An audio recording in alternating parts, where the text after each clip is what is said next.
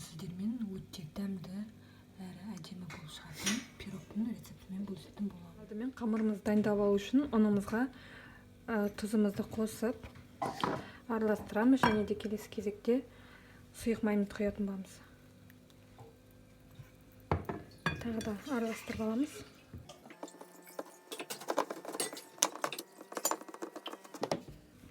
Содан соң ыстық су құятын боламыз.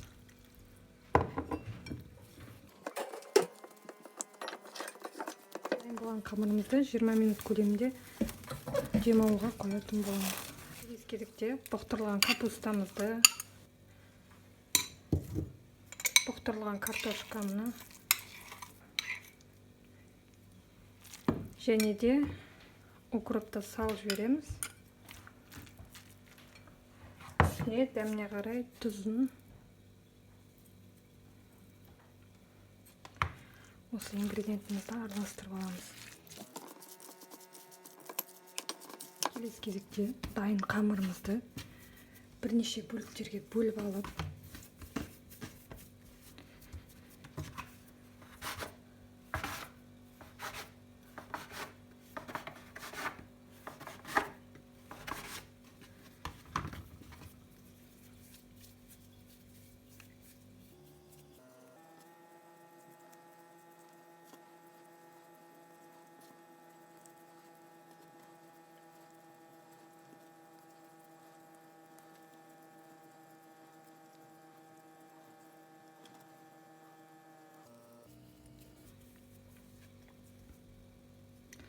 содан соң жұқа етіп жаятын боламыз.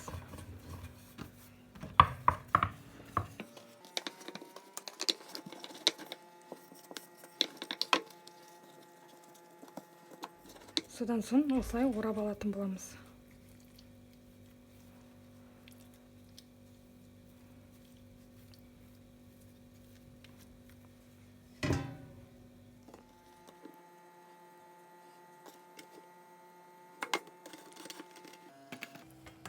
Осылай қалыпқа айналдыра орай беретін боламыз.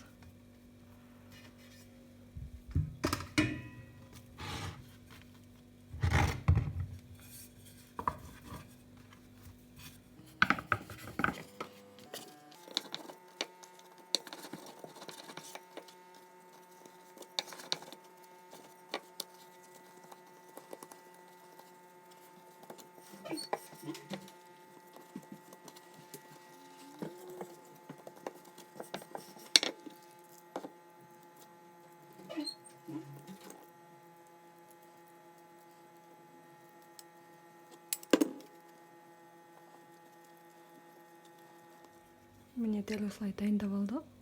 Келесі кезекте үстіне су жағып,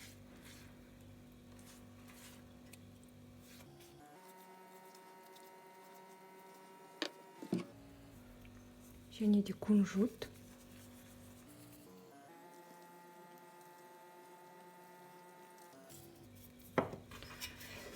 градуста 30-35 минут пісіріп алатын боламыз.